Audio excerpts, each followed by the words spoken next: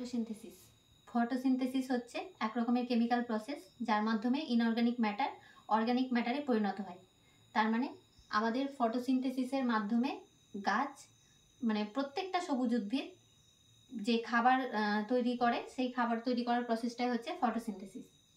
তো এর যদি প্রসেসটা দেখি আমরা, তো এটা হচ্ছে একটা সবুজ উদ্ভিদ।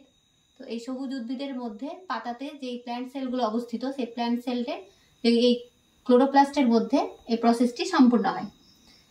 তো বাতাস থেকে আমাদের গাছ কার্বন ডাইঅক্সাইড গ্রহণ করে এবং মাটি থেকে মূলের সাহায্যে জল গ্রহণ করে।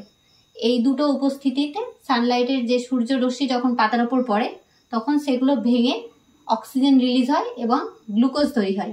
এই গ্লুকোজটাই আমাদের গাছের খাবার হিসেবে পাতাতে পাতাতে ডিস্ট্রিবিউট হয়। ঠিক আছে, তো এটা মেনলি দুটো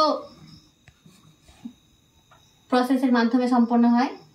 সেটা যদি দেখি আমরা, এটা হচ্ছে একটা লাইট রিয়াকশন, ডার্ক রিয়াকশন। ঠিক আছে, তো লাইট রিয়াকশনটা আমাদের সূর্যালোকের উপস্থিতিতেই হয়, কিন্তু ডার্ক রিয়াকশনের ক্ষেত্রে সূর্যালোকের উপস্থিতি অনুপস্থিতি এগুলো ম্যাটার করে না।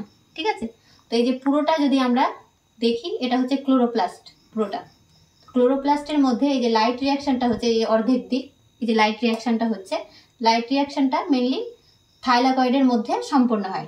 তো থাইলাকয়েডে কি হচ্ছে, সূর্যালোকের উপস্থিতি মানে সূর্যালোক থেকে যে রশ্মিগুলো পড়ছে তাতে জলটা বিশ্লেষণ ঘটে আমাদের অক্সিজেন রিলিজ করছে এবং এটিপি ও এনএডিপিএইচ উৎপন্ন করছে। ঠিক আছে, আর এই যে ডার্ক রিয়াকশনটা, এটি কেলভিন সাইকেল বা বায়োসিনথেসিস নামেও পরিচিত। তো এটি আমাদের ক্লোরোপ্লাস্টের স্ট্রোমাতে, এই যে অংশটা এটা হচ্ছে স্ট্রোমা, এই স্ট্রোমাতে সম্পন্ন হয়। তো স্ট্রোমাতে কি হচ্ছে, আমাদের কার্বন ডাইঅক্সাইডের ফিক্সেশন ঘটে। ঠিক আছে, আর এই যে মানে রাইট রিয়াকশনে যে রিলিজ করা এটিপি আর এনএডিপিএইচ সেটি ব্যবহার করে আমাদের সুগার বলতে গ্লুকোজ তৈরি করছে গাছ, আর এনএডিপি প্লাস প্লাস এডিপি এটা রিলিজ করছে। তো এটাই হচ্ছে আমাদের ফটোসিনথেসিসের ওভারভিউ। কিন্তু কিছু কিছু ক্ষেত্রে মানে আমাদের এই ফটোসিনথেসিসটা প্রভাবিত হতে পারে। সেই প্রভাবিত কি কি ক্ষেত্রে প্রভাবিত হতে পারে, একটি হচ্ছে লাইট ইন্টেন্সিটি মানে আলোর তীব্রতা প্লাস তাপমাত্রা, জলের অ্যাভেলেবিলিটি, আর কার্বন ডাইঅক্সাইডের ঘনত্ব। এই কিছু কয়েকটা বিষয়ের ওপর আমাদের ফটোসিনথেসিস রিয়াকশনটা নির্ভর করে।